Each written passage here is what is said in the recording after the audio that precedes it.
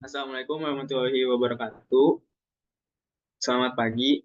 Eh, yang terhormat, Bapak Insinyur Pengki Irawan STP MSI selaku dosen pengampu mata kuliah Drainase Perkotaan. Perkenalkan, kami dari kelompok DRK 5 akan mempresentasikan analisis dan evaluasi sistem drainase perkotaan pada ruas Jalan Siliwangi, Kota Tasikmalaya dengan pemodelan EPA SWMM 5.1. Sebelumnya, perkenalkan, nama saya Muhammad Arfitri. Di sini saya sebagai moderator yang akan membimbing jalannya presentasi dari kelompok kami. Pertama-tama, puji dan syukur kita panjatkan kepada kehadirat Allah Subhanahu wa Ta'ala karena telah memberikan karunia dan rahmatnya sehingga kita dapat berkumpul pada ruang ini. Pertama-tama, izinkan saya memperkenalkan anggota kelompok kami terlebih dahulu. Yang pertama ada Dinas Kararum dengan NPM 217011014, lalu ada Iqbal Maulana dengan NPM 217011025, lalu ada saya sendiri Muhammad Afitri dengan NPM 217011036, lalu ada Cica Septiana dengan NPM 217011042, dan yang terakhir Anissa Nika Maulana Akbar dengan NPM 217011101. Untuk presentasi sendiri terbagi menjadi 5 bagian yang untuk setiap bagiannya akan dipresentasikan oleh masing-masing dari kami. Dan masuk saja langsung ke bagian yang pertama yang akan disampaikan oleh Sandika Maulana Akbar. Pada Sandika saya persilahkan.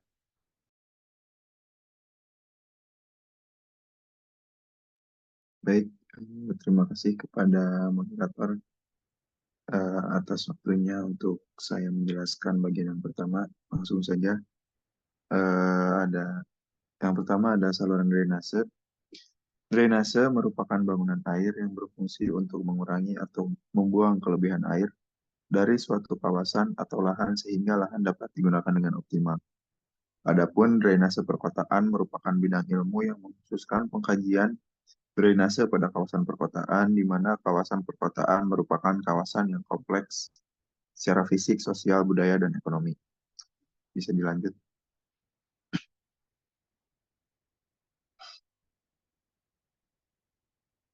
Lalu lokasi penelitian yang dijadikan tempat pada penelitian oleh kelompok kami yaitu pada ruas Jalan Siliwangi, Kota Tasikmalaya. Bisa dilanjut. Lalu ada tahapan analisis data yang dilakukan pada saat penelitian. Yang pertama, penentuan DTA. Yang kedua, analisis hidrologi. Yang ketiga, analisis intensitas hujan. Yang keempat, debit banjir. Yang kelima, analisis kapasitas saluran. Yang keenam, pemodelan SWMM 5.1. Dan yang terakhir, pemodelan alternatif penanganan banjir. Bisa dilanjut.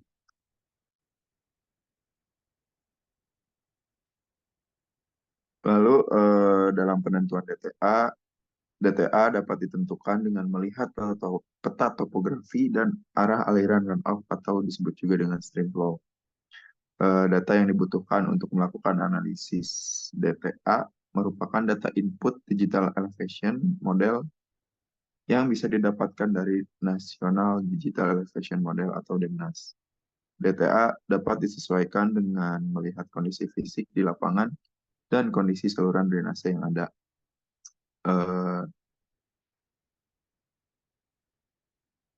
Bisa dilanjut. Nah, setelah melakukan analisis luas DTA ruas Jalan Siliwangi dan sekitarnya itu sekitar 39.838 hektar. Mungkin sekian yang bisa saya sampaikan, kurang lebihnya mohon maaf, saya kembalikan kepada moderator. Terima kasih kepada Sandika yang telah menyampaikan pada bagian yang pertama. Lanjut ke bagian yang kedua akan disampaikan oleh Dinas Kararum. Kepada Dinas saya persilakan. Terima kasih kepada moderator karena sudah memberikan saya kesempatan untuk berbicara. Lanjut ke pembahasan berikutnya setelah melakukan penentuan daerah tangkapan air, dilanjut melakukan analisis hidrologi. Yang pertama, uji konsistensi data. Uji konsistensi dilakukan untuk mengetahui apakah terjadi perubahan pada data atau tidak pada setiap tahunnya. Hasil uji konsistensi digunakan untuk menentukan homogenitas antar stasiun curah hujan. Stasiun curah hujan yang kita ambil adalah stasiun curah hujan Cimulu, Lanut, dan Kawalu. Untuk hasil uji konsistensi data sendiri bisa dilihat pada grafik yang terdapat di layar untuk setiap stasiun curah hujan. Lanjut.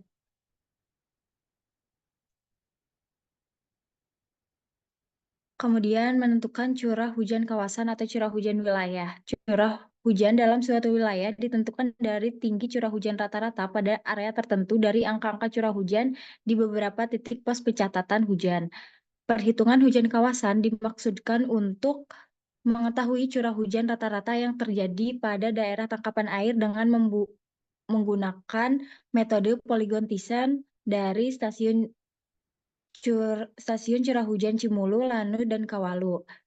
Maka daerah pengaruh dibentuk dengan menggambarkan garis-garis sumbu tegak lurus terhadap garis penghubung antar pos curah hujan terdekat. Kemudian metode ini dilakukan apabila penyebaran stasiun hujan pada suatu daerah yang ditinjau tidak merata.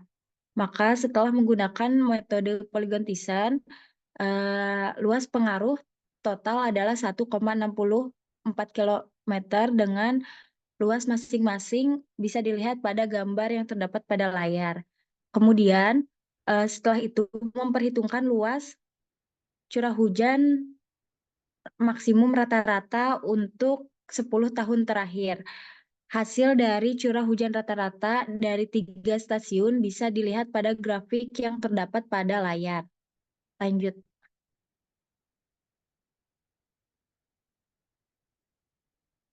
Kemudian melakukan analisis frekuensi curah hujan rencana pada periode ulang 2, 5, 10, 25, 50, 100, dan 1000 tahun. Analisis frekuensi merupakan analisis yang digunakan untuk memperkirakan hujan rancangan dengan kemungkinan tertinggi pada periode tertentu. Analisis frekuensi dapat dilakukan dengan menggunakan teori probability distribution, antara lain distribusi normal, distribusi Gumbel, distribusi log normal, dan distribusi log persen 3. Lanjut.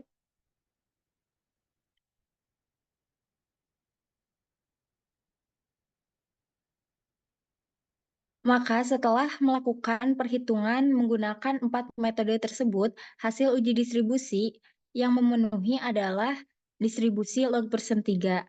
Sekian dari saya kembalikan ke moderator. Terima kasih kepada Dina Sekararung yang telah menyampaikan bagian kedua. Lanjut pada bagian ketiga akan disampaikan oleh saya sendiri. Selanjutnya, didapat hasil uji kecocokan distribusi, yang dimana data ini dilakukan dengan 2 metode, yaitu dengan uji chi-square dan uji Smirnov-Kolmogorov. Nah, berdasarkan hasil uji kesesuaian distribusi, dapat disimpulkan dari data yang telah didapat dipakai uji distribusi log persen 3 yang sudah mewakili. Lanjut, analisis intensitas hujan rencana. Pada perhitungan intensitas hujan rencana digunakan dengan rumus mononobe karena curah hujan yang digunakan adalah curah hujan harian. Lamanya waktu yang dihitung 6 jam dan 24 jam pada periode ulang 2, 5, 10, 25, 100, 200, dan 1000 tahun. Hasil analisis berupa intensitas hujan dengan durasi dan periode ulang tertentu dihubungkan keadaan dengan sebuah kurva intensitas durasi frekuensi atau kurva IDF yang menggambarkan hubungan antara dua parameter penting hujan, yaitu durasi dan intensitas hujan, yang selanjutnya dapat dimanfaatkan untuk menghitung debit banjir atau rencana dengan metode rasional. Dari kurva IDF yang terdapat pada layar, terlihat bahwa intensitas hujan yang tertinggi berlangsung dengan durasi pendek. Hal ini menunjukkan bahwa hujan dengan intensitas tinggi pada umumnya berlangsung dalam jangka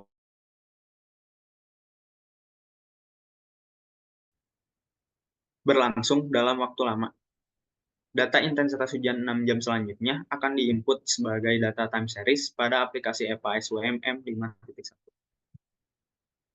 Nah, sekian yang saya sampaikan pada bagian ketiga. Lanjut pada bagian keempat yang akan disampaikan oleh Iqbal Maulana. Kepada Iqbal Maulana, saya persilahkan. Baik, sebelumnya saya ucapkan terima kasih kepada moderator atas kesempatannya kepada saya. Nah, eh,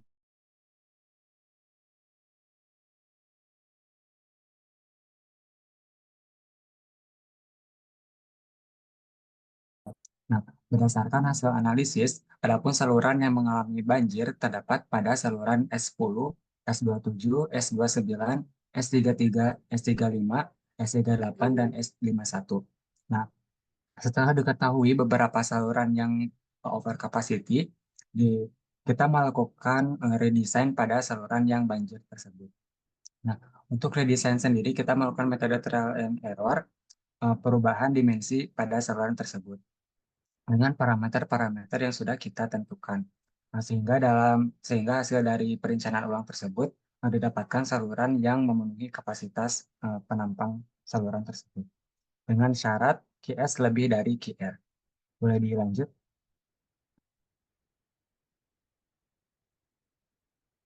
Nah, selanjutnya kita melakukan analisis pada software EVA SNM 5.1 untuk melakukan perbandingan dengan analisis manual. Nah, di sini terdapat model jaringan drainase, di mana untuk model jaringan drainase ini sesuai dengan jaringan saluran yang ada di lapangan. Di mana di sini terdapat junction dengan notasi J, di mana junction ini terdapat sebanyak 53 junction. Lalu untuk subcatchment dengan notasi DTA, di mana untuk jumlah subcatchment ini sebanyak 29 subcatchment. Lalu dengan conduit dengan notasi S itu terdapat 56 conduit. Boleh dilanjut?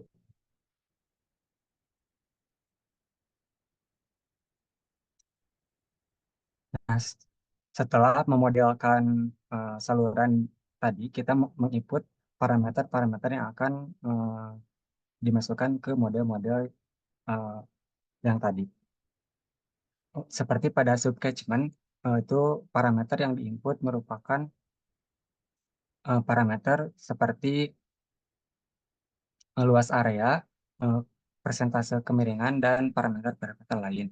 Lalu untuk di junction, kita menginput elevasi, kedalaman maksimum saluran, serta tinggi muka air. Lalu untuk di conduit, kita menginput parameter dimensi saluran dan juga kekasaran, koefisien kekasaran. Dengan koefisien kekasaran itu kita asumsikan beton dengan nilai 0,02. Lalu kita juga menginput time series dengan periode ulang hujan itu 5 tahun dengan intensitas hujan 6 jam. Sekian yang saya dapat sampaikan. Saya kembalikan kepada moderator. Terima kasih kepada Iqbal Maulana yang telah menyampaikan pada bagian yang keempat. Lanjut pada bagian yang kelima akan disampaikan oleh Cica Septiana. Kepada Cica, saya persilahkan. Baik, terima kasih moderator. Berikut merupakan hasil simulasi saluran drainase yang berada pada ruas Jalan Siliwangi, Jalan Peta, dan Jalan BKR, serta saluran-saluran yang ada di sekitarnya dengan menggunakan aplikasi EPA SWMM versi 5.1. Berdasarkan hasil simulasi menunjukkan adanya perbedaan kapasitas saluran yang ditandai dengan adanya perbedaan warna pada saluran. Adapun warna biru tua, biru muda, dan warna hijau dikategorikan sebagai saluran yang pada kondisi baik atau aman dan mampu menampung debit limpasan yang terjadi. Kemudian saluran yang berwarna kuning menunjukkan saluran pada kondisi kritisnya. Sedangkan saluran yang berwarna merah diartikan sebagai saluran yang mengalami overcapacity saat jam puncak hujan dan terjadinya limpasan dari saluran yang mengakibatkan banjir pada daerah saluran. Adapun saluran-saluran yang mengalami kondisi kritis atau yang berwarna kuning berada pada saluran S8, S21, S33, S35, S49, S50, S51, dan S52. Sedangkan saluran yang mengalami kondisi overcapacity atau banjir yaitu pada saluran S10, S12, S25, dan S27. Adapun sisa saluran yang tidak saya sebutkan masih dalam kondisi aman. Selanjutnya, dikarenakan di beberapa saluran mengalami overcapacity atau banjir, maka perlu dilakukan perencanaan ulang saluran sehingga saluran dapat menampung debit limpasan tanpa terjadinya banjir. Alternatif yang kami gunakan dalam perencanaan ulang saluran ini yaitu dengan menggunakan metode storage. Adapun storage yang kami gunakan memiliki dimensi 0,5 kali 0,5 kali 0,8 meter. Peletakan storage ini berada pada saluran S10 dan S25. Adapun parameter yang dimasukkan pada storage yaitu elevasi junction sebelum dan sesudah storage. Saluran yang digunakan berupa saluran orifice link yang akan diinputkan parameter width dan height-nya. Adapun hasil perencanaan setelah dilakukan perencanaan ulang saluran dapat diketahui bahwa saluran yang tadinya mengalami kondisi banjir turun menjadi kondisi kritis. Kondisi saluran seperti itu masih memungkinkan untuk menampung debit limpasan yang terjadi pada saat hujan. Selanjutnya,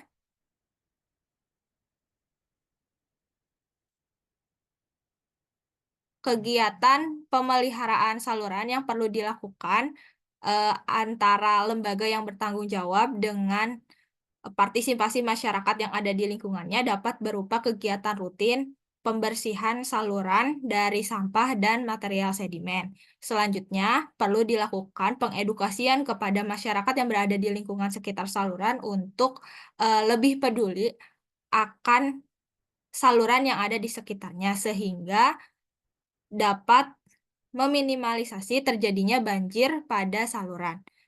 Sekian, saya kembalikan ke moderator. Terima kasih kepada Cica Septiana yang telah menyampaikan pada bagian yang kelima.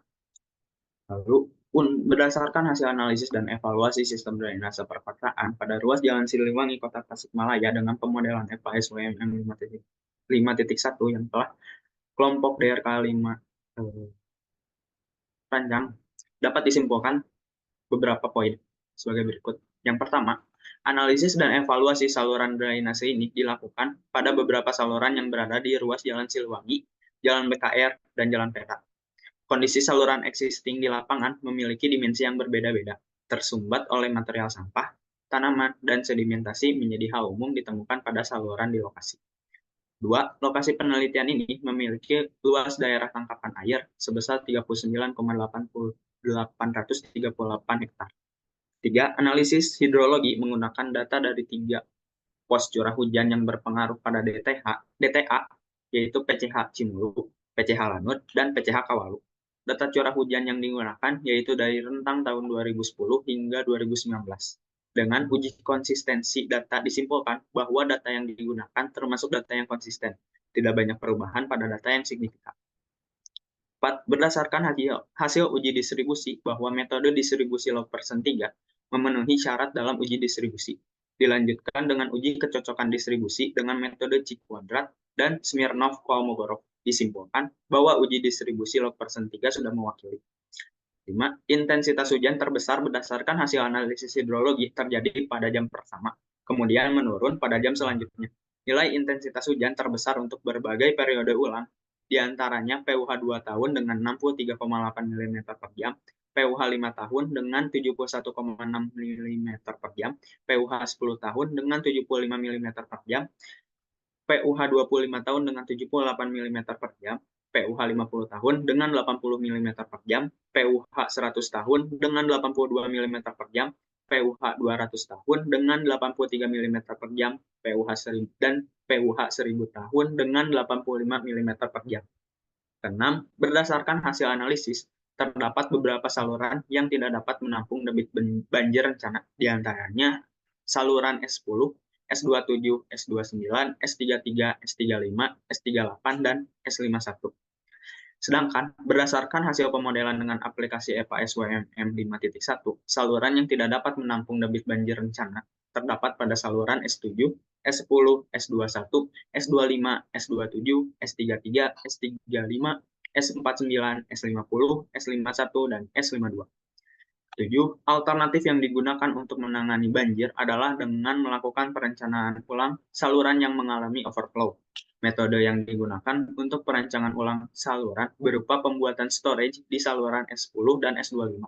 Dari perencanaan ulang tersebut, didapatkan hasil analisis bahwa saluran tidak mengalami overflow yang mengakibatkan banjir. Sekian presentasi dari kami, kelompok DRK 5. Selebihnya mohon maaf bila terdapat kekurangan dan kesalahan. Wassalamualaikum warahmatullahi wabarakatuh.